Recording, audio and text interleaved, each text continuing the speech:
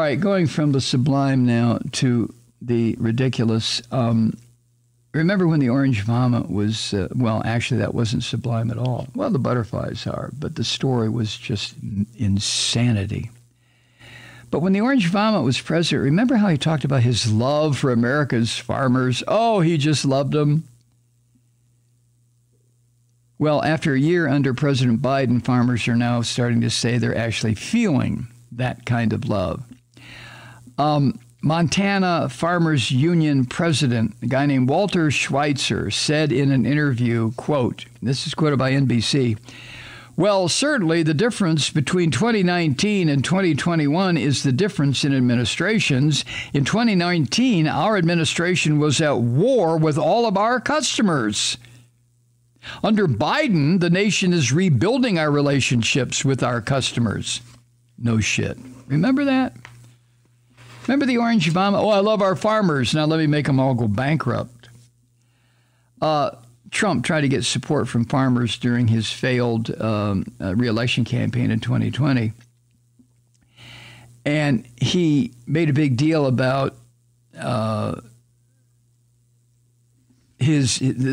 Trump administration's trade relief payments. He tried to tell the farmers that they were better off with government handouts than in doing what they have done for generations, be farmers. But see, this is Trump, this filthy son of a bitch. Now, the focus of the Biden administration, granted, has been on its handling of the COVID-19 pandemic. And more recently, this horrible standoff with Vladimir Putin, Trump's owner, over Ukraine. But the farm sector in this country has done quite well, according to NBC, under the Biden administration, because farmers ease off of government bailouts and see a boost in commodity prices. You know, the farmers, they don't want these handout bullshit. They want to do what they do. The director of the University of Missouri's Food and Agricultural Policy Research Institute, how about that?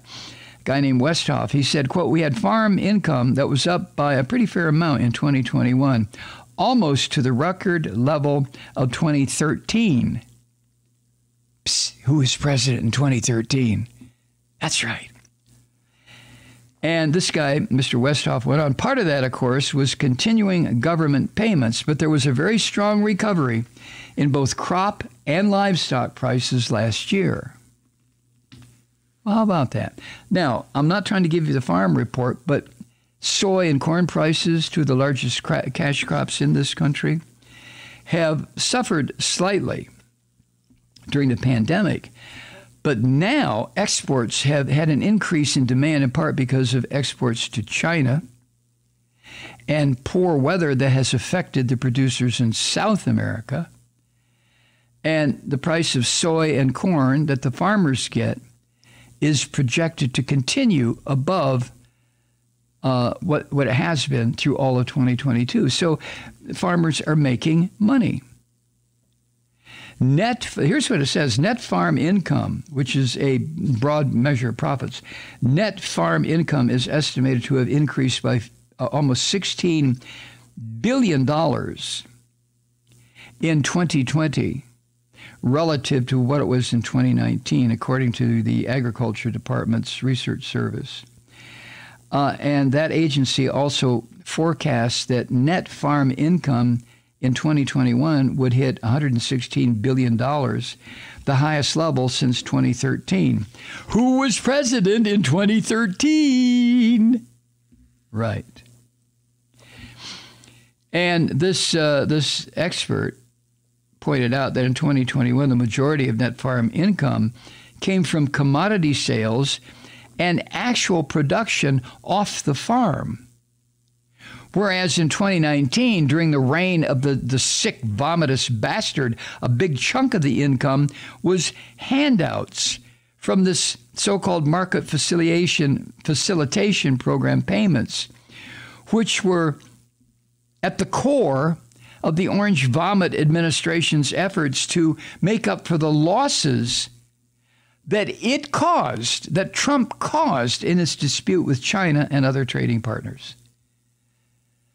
So farmers are starting to realize, I wonder if they're going to vote Republican again. I wonder if the farmers in this country are going to say, well, enough of good times, enough of making profits, enough of being off of government handouts. Let's go back to the slimy, sick, fucked up situation we were in under the Lord and Savior Donald Trump. Do you think farmers in this country are going to do that? Hi, Truth Seekers. Mike Malloy here. As you know, we've switched formats and are now broadcast exclusively on the Progressive Voices Network. So that means you get fewer program interruptions, no corporate commercials, and lots of profanity. But our format change also means some of our radio listeners no longer hear the program. It's been a while since I mentioned our podcasts, so you may have forgotten that there is a way to listen to this program anytime you need a good dose of screaming. Visit MikeMalloy.com and subscribe to our podcast.